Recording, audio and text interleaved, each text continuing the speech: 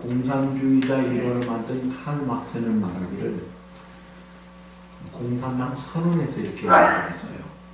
지금까지 철학자들은 세계를 해석만 했을 뿐이다. 중요한 것은 세계를 변혁하고 변화시키는 것이다. 말은 좋죠. 예를 들어 병을 분석만 하고 해석만 하지 말고 고쳐내라는 거예요. 근데 사실 공산주의자들이 고쳤습니까? 타락된 죄성을 인정하지 않고 유물사관으로 사람을 짐승보다 못하게 인권을 말살하고 생명을 죽이면서 독재 특권을 가진 자들로 횡포를 부리며 지구촌을 절반을 넘게 해왔는데 지금도 많은 지성인들이 거기를 따라가고 있어요. 그러니까 창조론을 믿지 않고 진화론을 믿거나 하나님을 믿지 않는 자들은 매혹을 받는데 근본적인 문제가 인간이 타락한 전적 부패된 죄인이라는 것을 깨닫지 못하기 때문에 그런 거예요. 자, 예수님은 어떤 분인가요? 예수님의 교회 공동체는 뭐예요? 해석만 합니까? 오늘 본문에 보시면 불치병 같은 병을 고쳐주시더라. 죽은 자를 살리시더라. 해결사의 역할을 하시는 분이에요. 장차 우리가 주님의 나라에 가게 될 것입니다. 그렇게 갈 때 우리가 한 사람도 성도들은 병든 채로 하늘나라에 가는 사람이 아무도 없어요. 천국에 가면 병이 없어요. 다 건강한 모습입니다. 여자분들 주름살이 없어요. 검버섯, 기미, 사막이 아무것도 없습니다. 가장 아름다운 모습으로 글로리피케이션, 영화본 주님의 형상으로 썩지 않고 욕되지 않고 영광스러운 영생의 존재로 부족함이 없는 그런 존재로 우리의 미래가 우리를 기다리고 있는 거예요. 그래서 우리 성도야말로 그 소망을 가질 때 얼마나 기쁘고 기대하고 살아야 될 그런 복을 받은 자들이죠. 자, 오늘 본문에 보시면 이 한 여인이 병이 걸려서 예수님께 접근을 하는데 다른 환자와 좀 달라요. 다른 환자들은 주님 고쳐주십시오. 아주 막 지붕 뜯어내면서까지 내리는 그런 접근을 통해 공개적으로 하는데 이 여인은 공개적으로 하지를 못합니다. 몰래 뒤에서, 정면이 아니고 뒷면에서 예수님을 바로 보지도 못하고 옷자락만이라도 잡으려고 접근하는 여인. 왜 이렇게 그늘 속에서 예수님을 만나려고 하나요? 그 이유가 오늘 20절에 나옵니다. 12해 동안이나 혈루증으로 앓고 있기 때문이에요. 이 혈루증이라는 것은 레위기 15장의 33구절이 이 혈루증, 유출병이라고 해요. 여자들 부인병인데 몸에서 피가 계속 흐르는 병이에요. 그래서 율법에서는 부정하다고 했어요. 얼만큼 부정하냐면 공회나 모든 사람들이 있는 곳에 접근을 못하고 그 유출병 여자가 만진 질그릇은 깨뜨려 버려야 돼요. 그리고 만진 나무 그릇은 반드시 물로 씻어야만 사용하도록. 그러니까 거의 나병 환자 수준으로 그렇게 격리되고 소외되고 잊혀지는 그런 삶을 살아야 돼요. 자, 냄새도 납니다. 얼마나 외롭고 부끄럽고 힘들고 고독한 그런 가운데 묶여진 이 여인. 자, 지난번에 군대 귀신 들린 자는 군대 귀신에게 묶여있고 쇠사슬에 묶여있는 자인데 이 여인은 그 제도 속에 묶여져 있는 거예요. 자기 스스로도 나는 끝났다. 저주받은 인생이다. 부정하다. 하는 것으로 묶여져 있는 이 여인. 그런데 이 여인이 그 치유를 위해서 노력하지 않은 게 아니었어요. 마가복음 5장 26절에 보시면 이렇게 설명합니다. 많은 의사에게 많은 괴로움을 받았고 가진 것도 다 허비하였으되 아무 효험이 없고 도리어 더 중하여졌던 차에 단어 하나 문장 하나가 다 절망적이에요. 의사들을 많이 찾아가 봤는데 낫지가 않고 괴로움 당하고 돈을 다 써버린 거예요. 그런데다가 더 중해져 버렸다. 여러분 그 당시에 이 여인이 병자로서 의사를 찾아갈 수 있다는 것은 그래도 돈이 있는 집안이에요. 가난한 가난한 집안은 꿈도 못 꿉니다. 그런데 재산 다 탕진하고 의사를 찾아갔지만은 오히려 더 힘든 거예요. 그러니까 없던 자보다 있던 자가, 건강한 자가 병들고 나니까 더 견디기 어려운 가장 바닥에 떨어져 있는 절망 상태의 이 여인을 생각할 수 있어요. 자, 이 여인에게 구원하시는 하나님의 역사가 나타나더라는 거예요.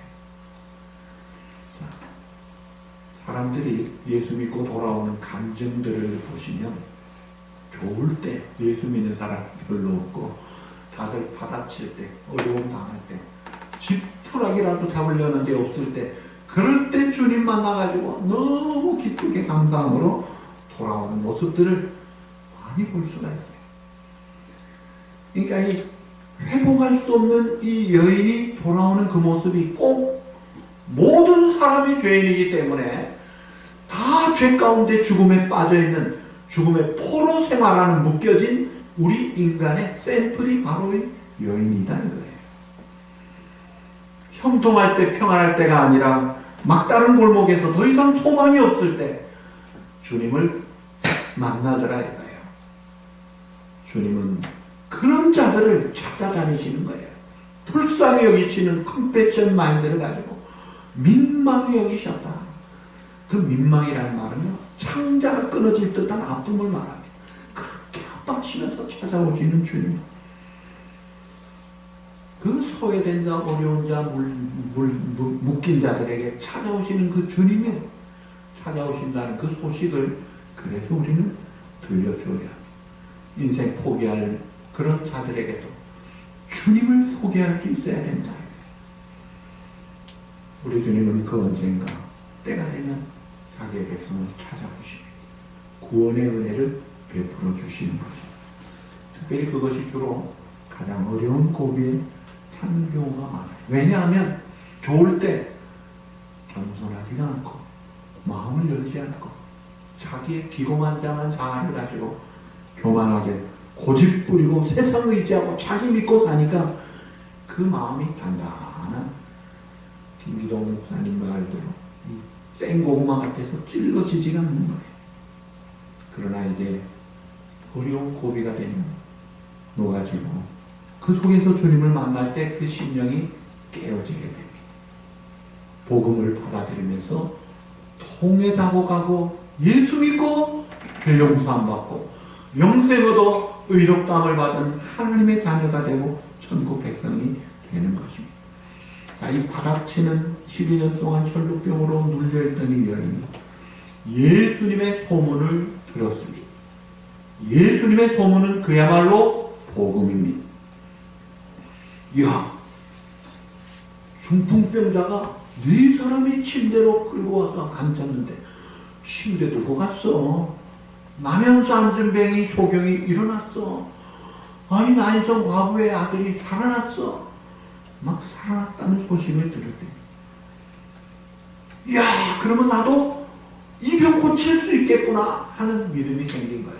그 믿음이 구원에 이르는 믿음은 아니지만 첫 믿음이 그렇게 출발하는 거예요. 내 자녀가 어려울 때, 내 몸이 병들었을 때, 내 가정이 경제적으로 어려울 때, 무슨 문제를 가지고든지 하나님 앞에 나올 때 그것이 마음이 열리고 그러면서 주님의 말씀이 들어가고 복음이 들어가면 구원에 이르는 믿음을 가지고 성장하면서 영광스러운 하나님의 자녀의 삶으로 거듭나게 되는 것입니다. 두 번째 단계, 모든 문제의 해결점은 주님께 있습니다. 믿음으로 이 여인이 예수님의 옷가에 손을 대는 순간 자기 병이 나았다는 것을 직감했습니다. 기적이 일어난 거예요. 병이 들고 낫는 결정적인 것, 사람의 죽고 사는 것은 하나님의 손에 있습니다. 여러분, 의사가 병을 고치지만 이 병 고친다고 끝입니까? 다른 병이 또 나요. 그 병 고치면 끝입니까? 또 다른 병을 하고 의사도 병들어요. 결국은 다 같이 죽어요. 현대의술이 과거 어느 때보다 더 발달되고 있음에도 불구하고 고치지 못할 병들이 더 많이 나오고 있습니다. 그러나 우리 주님은 만병의 확실한 해결사일 뿐 아니라 완전한 의사가 되시는 거예요. 그래서 혈루 병자만 고치는 것이 아니라 그 뒤에 보면 죽은 12살 된 회당장의 아이를 딸도 고치더라. 그래서 우리가 예수님이 우리의 구주가 되신다. 우리의 생명의 놀라운 영광의 길을 인도하시는 주님이시다. 이것을 전해야 되는 거예요. 에스겔 33장 8절에 보시면 이렇게 말씀합니다. 다 같이 읽어보실까요? 가령 내가 악인에게 이르기를 악인아 너는 반드시 죽으리라 하였다. 내가 그 악인에게 말로 경고하여 그의 길에서 떠나게 하지 아니하면 그 악인은 자기 죄악으로 말미암아 죽으리라. 내가 그의 피를 내 손에서 찾아냈다. 이게 무슨 말이에요? 악인이 죽는 것, 멸망하는 것은 그 악한 죄값을 받는 거예요.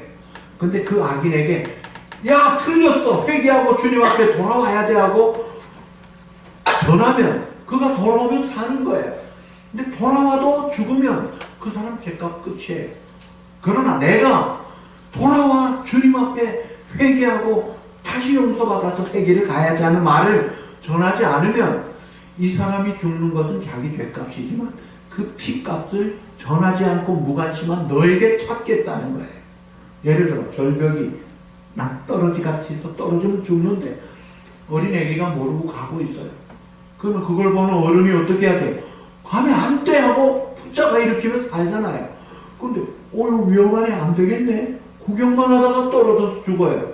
그럼 죽으면 그 애가 잘못해서 죽은 거지만 그 피값을 왜 저래 구경만 한 너에게 찾겠다는 거예요. 그러니까 전도를 안 한다는 것이 얼마나 큰 죄라는 걸 우리가 알아요. 내가 알면서 살 길이 있는데 여기에 생명이 있고 죄 문제 해결되고 죽음 문제 해결되고 미래 문제 해결되고 영광의 새로운 생명의 길을 주님이 주셨고 내가 믿는다면 왜 전하지 않느냐 이게. 조그만 기쁜 소식만 있어도 전하려고 하는데 골프 치러 가서 홀인원 되면 그 소식 전하고 싶어요? 안 전하고 싶어요? 오죽 전하고 싶으면 주일날 골프 친 사람에게 벌이 홀인원 하는 거래요. 주일날 빼먹고 홀인원 했고 말도 못하고 그걸 전하고 싶은 걸 못하게 한다는 그만큼 전하고 싶은데 홀인원 했다고 천국 갑니까? 많은 그 좋은 소식은 그렇게 전하고 싶어 하는데 왜 영원한 생명길을 전하지 않느냐 이거예요.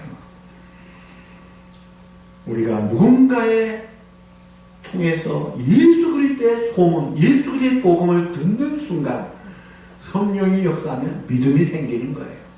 로마서 10장 17절 다 같이 보실까요? 믿음은 들음에서 나요. 들음은 그리스도의 말씀으로 말미암느니라. 아멘. 중요한 말씀. 그리스도의 말씀을 들을 때 믿음이 생긴다 이거예요. 그래서 우리가 어떻게 해야 돼? 예수 그리스도의 말씀을 많이 해야 돼. 내 돈 벌었어, 출세했어, 나 뭐 힘이 있어 이런 거 말고요. 예수님의 소식을 전하라. 여러분 이 소식 전할 때 역사가 일어납니다. 그러므로 우리 부모님께, 우리의 자녀들에게, 우리의 친구들에게, 내 사랑하는 형제들에게 이 소식을 전하자 이거예요. 고재봉이라는 사람, 안국선이라는 권서가 찾아가서 복음을 전해가지고 그 사람이 예수 믿고 2,000명 넘게 그 감옥에서 군인들을 전도할 줄이야 누가 알았어요? 지존파 그 사람에게 서울 사랑의 교회 암흑의 집사님이 기도 부탁하고 찾아가서 그 사람들이 변화돼 성자가 돼서 그렇게 예수 믿고 영광의 길을 갈 줄 누가 알았겠어요? 똑똑한 사람도 마찬가지예요. 정근모라는 과학기술부 장관하신 아주 천재 같은 분이 있잖아요. 김영길 박사 같은 똑똑한 분들 누군가가 복음을 전할 때 역사가 일어나더라고요. 우리가 만난 예수님에 대해서 말씀을 전할 때 그 말씀을 듣는 순간 때가 되면 하나님이 역사할 때 깨어지고 변화되고 영생의 길을 가는 거예요. 자, 이 여인은 사실 율법으로는 감히 사람에게 접근할 수 없음에도 불구하고 예수님의 옷가에 손을 대면 나을 것이라는 확신을 가지고 나았더니 혈루증이 깨끗이 사라져버려. 그리고 예수님이 여인에게 말씀합니다. 34절, 이와 마가복음 5장 34절, 따라 내 믿음이 너를 구원하였으니 평안히 가라. 내 병에서 놓여 건강할지어다. 죄 문제 해결만이 아니라 죄로 인한 질병과 저주와 속박에서 자유함을 선언하시는 그런 주님. 그래서 우리가 천국 가서 살 때는 병든 몸, 속박받은 그런 몸이 아니고 완전한 영광의 아름다운 영생의 몸으로 살 것입니다. 이 여인과 같이 구원에 이르는 믿음을 가지려면 적어도 4가지. 첫째, 예수님을 똑바로 알아야 합니다. 예수님이 누구시냐? 모든 사람이 죄인인데 이 죄값을 우리 중에 누구도 치르지 않아도 될 자격 있는 자가 없고 남을 위해 죽어도 가치 있는 능력 있는 자가 아무도 없는 걸 아시고 죄를 알지도 못하시고 짓지도 않으신 주님, 독생자 예수님이 아담의 죄성을 타고나는 그 계열이 아닌 성령으로 잉태하여 멜기세덱의 반찬이 줬다. 이 땅에 오셔서 그 입술로 괴사도 없으시고 죄도 짓지 않으신 주님, 우리의 모든 죄값을 대신 담당하시고 값을 치루 주신 거예요. 그래서 그 주님이 우리의 구주가 되신 거예요. 이거를 알아야 되는 거예요. 그리고 알면 그 다음에는 믿고, 믿음을 입체적으로 말한 것이 내 마음에 모시는 거예요. 그리고 믿었으면 그분을 신뢰하고 그분의 사랑, 그분의 능력, 그분의 약속, 그분의 그 놀라운 대속의 사역을 믿고 마지막으로 그분을 의지하는 거예요. 그래서 의지하는 자가 어떻게 계속해서 주님을 찾고 주님 앞에 엎드리고 구하는 것입니다. 히브리 11장 6절 우리 다 같이 보실까요? 믿음이 없이는 하나님을 기쁘시게 하지 못하나 하나님께 나아가는 자는 반드시 그가 계신 것 또한 그가 자기를 찾는 자들에게 상 주시는 것임을 믿어야 돼요. 자, 찾는 자들에게 뭘 주신다고요? 상을 주시는 분이다. 그냥 여러분이 어려울 때 찾으세요. 외로울 때 찾으세요. 위기가 왔을 때 찾으세요. 답답하고 괴로울 때 찾으세요. 가만히 있지 마시고 찾으면 확실한 보상이 있습니다. 대조적으로 2사람을 예를 듭니다. 가룟 유다가 예수님 팔아먹고 자살하지 않고 예수님께로 와서 아유 주님 잘못했습니다. 그냥 살았습니다. 예수님께로 안 갔어요. 찾지 않았어요. 그냥 자살하고 말아요. 믿음이 없는 증거예요. 그리고 멸망합니다. 여러분 절대로 자살하지 마세요. 그런데 예수님 우편 강도는 흉악범으로 오죽 큰 죄를 지었으면 십자가형을 당하겠습니다. 그럼에도 불구하고 마지막에 찾잖아요. 당신의 나라에 임하실 때 나를 기억해 주십시오. 그럴 때 예수님 내가 진실로 네게 이르노니 오늘 네가 나와 함께 낙원에 있으리라. 최후 순간 숨 넘어가면서 요청했더니 주님 오케이 억셉트하고 영원한 생명길로 인도하시더라고요. 그러니까 찾는 자는 반드시 하나님이 상을 주세요. 어떤 분은 막 죽고 싶어하는 생각이 들 때가 있대요. 그렇게 죽고 싶으면요 금식을 하십시오. 그리고 기도를 해요. 그러면 주님을 만나고 살 길을 얻고 새 힘을 얻는 것입니다. 하나님을 정말로 믿게 되면 그 다음에 믿는 마음의 증거가 뭐냐면 그 주님을 사랑하는 마음을 갖게 됩니다. 그래서 우리가 정말 이 사람이 예수 믿는 사람인지 아닌지를 알려면 예수님을 믿습니까? 하나님을 믿습니까? 이 질문 가지고 안 돼요. 한 걸음 더 나아가서 하나님을 사랑하시나요? 예수님을 사랑하시나요? 말로는 믿는다고 하면서 사랑하는 마음이 없다면 믿음이 없는 것입니다. 믿음의 확실한 증거는 하나님을 사랑하는 마음이에요. 주님을 사랑하는 마음이에요. 그래서 주님 생각만 해도 좋은 거예요. 구주를 생각만 해도 내 마음이 좋거든. 주 얼굴 배울 때야 얼마나 좋으랴. 얼마나 좋으랴. 나 주님의 기쁨 되기 원하네. 내가 원하는 한 가지 주님의 기쁨 되는 것. 그런 마음이 있는 것이 믿음의 증거다 이거예요. 그 다음에 이 여인을 고쳐주신 예수님이 이제 회당장 야이로의 딸의 집에 갑니다. 오늘 본문에는 그냥 18절 그거로 끝나지만 마가복음에 보면 자세하게 설명이 나옵니다. 자, 마가복음 5장 35절 36절 거기에 다 같이 한번 보시죠. 아직 예수께서 말씀하실 때 회당장의 집에서 사람들이 와서 회당장에게 이르되 당신의 딸이 죽었나이다. 어찌하여 선생을 더 괴롭게 하나이다. 예수께서 그 하는 말을 곁에서 들으시고 회당장에게 이르시되 두려워하지 말고 믿기만 하라 하시고. 자, 죽었다는 소식을 들었어요. 근데 18절에 오늘 본문에도 보면 죽었사온 그러나 오셔서 손을 얹어 주십시오. 살아나겠나요? 이 회당장이 죽은 딸을 놓고도 하나님 주님 앞에 오셔서 그렇게 구하는 마음을 볼 수가 있어요. 사실 우리가 보통 마르다만 해도 오빠가 죽었을 때 아이고 끝났구나 하고 포기했어요. 주님이 오신 때 뭐 이제 끝났으니까 그게 일반적이에요. 죽기 전에 오셔서 아유 목사님 죽기 전에 힘들지만 사경에 매는데 오셔서 기도해 주십시오 하지, 죽고 난 다음에 목사님 오셔서 기도해 주십시오 그러는 사람 별로 없어요. 그게 일반적이에요. 그런데 회당장은 그럼에도 불구하고 다 끝났다고 포기할 수밖에 없는데 우리 주님은 그 회당장에게 오늘 마가복음 5장 36절에 뭐라고 두려워하지 말고 믿기만 하라. 의심하지 말라. 포기하지 말라. 낙심절망하지 말라는 거예요. 왜요? 다른 사람과 다르다. 주님은 전지전능하신 분이에요. 우리 생각에, 인간 피조물 생각에 끝났구나, 100% 안 되겠구나 해도 주님은 뒤집을 수 있다. 불가능을 가능케 하시는 전능하신 창조의 능력의 주님이시더라 이거예요.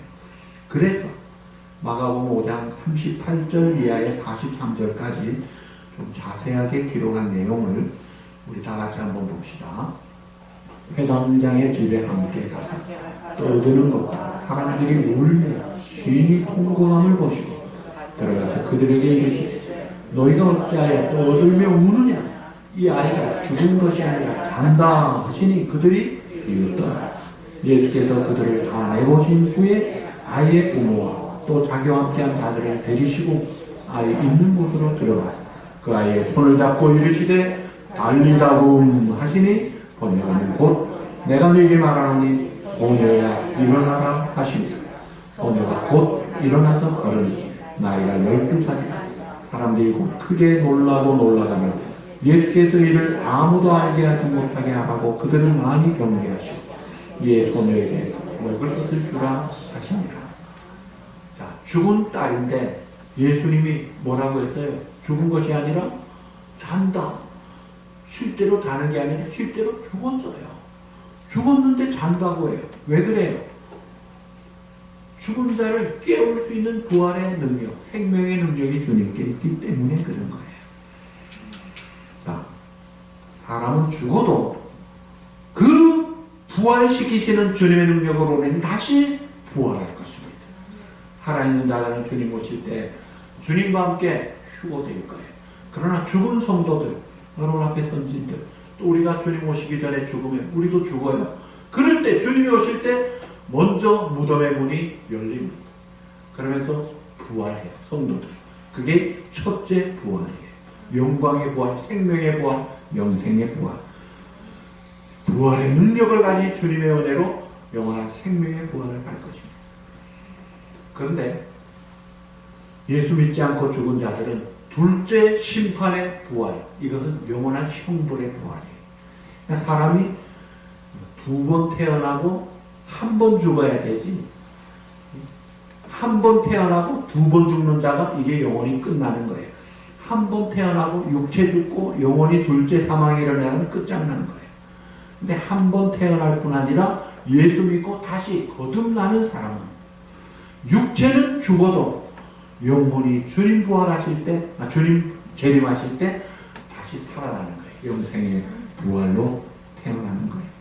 그래서 고린도전서 부활장 15장 51절 52절 다 같이 보실까요?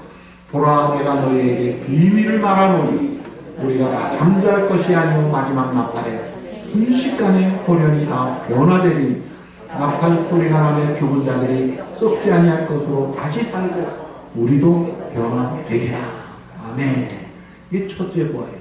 주님이 오시는 날 빰빠바밤 나팔 소리, 하나님의 나팔 소리 천지진동만 그때 쫙 일어날 때, 그때 돌아가신 우리 부모님들도 일어나실 겁니다. 네, 우리 형님 사고로 돌아가신 형님도 일어날 거예요. 저는 믿고 그날 기다리는 거예요. 우리가 죽어도 우리는 그날 일어날 것입니다. 내 주 예수 세상에 다시 올 때 저 천국으로 날 인도하리. 악염소리 엎드려 경배하며 영원히 주를 찬양하리라. 주님의 높고 위대하심을 내 영혼이 찬양하리라. 그 주님 언젠가 죽을 때까지 그 주님 바라보고 소망 중에 기다리고 사는 거예요. 주님의 재림의 그 순간 우리는 일어날 것입니다. 아이를 살리신 주님, 나사로야 나오라 살리셨던 주님, 창조의 능력으로 우리는 마지막 나팔 소리에 살아있는 자들은 그대로 들림받을 뿐 아니라 우리 앞서간 믿음의 선진들은 부활하게 될 것을 그날 볼 것입니다. 그날의 부활의 영광의 형체는 죽지 않고 썩지 않고 욕되지 않고 영광스러운 아름다움, 온전한 몸으로 변화가 될 것이다. 본래 인간이 아담이 범죄함으로 죽음의 늪에 빠져 포로가 되어 죽음에 묶여진 자들, 거기에 온갖 질병과 재난과 고통의 그런 속에서 저주 가운데 있던 자들에게 우리 주님은 오셔서 죄 문제만 해결하신 것이 아니라 죄값으로 부어진 저주까지 다 깨끗이 속량해 주신 거예요. 갈라디아 2장에 우리의 저주를 예수님이 대신 담당하셨다. 엄청난 희생을 치른 거예요.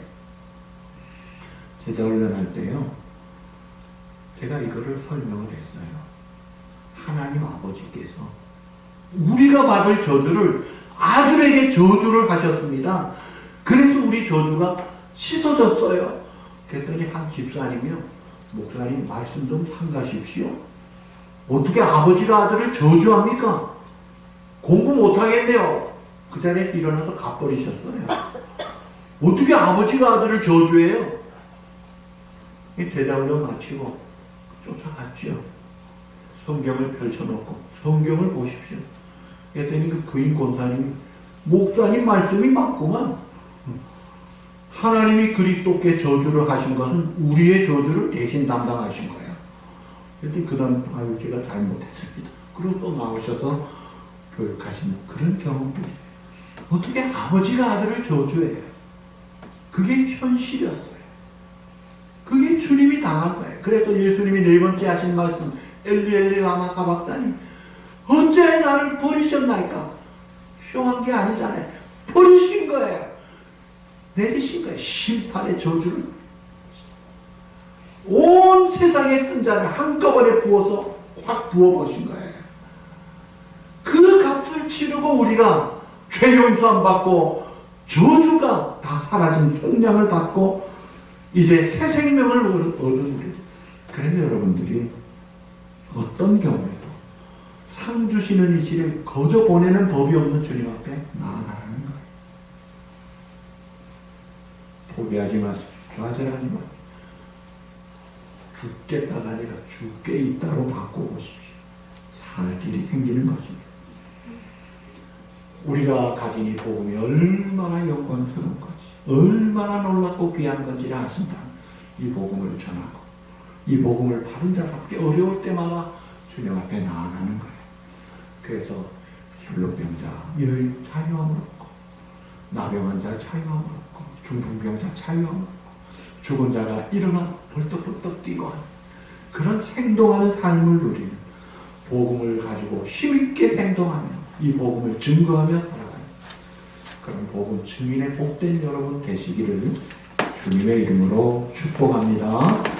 기도하시겠습니다. 고마우신 아버지 감사합니다. 내 믿음이 너를 구원하였느니라.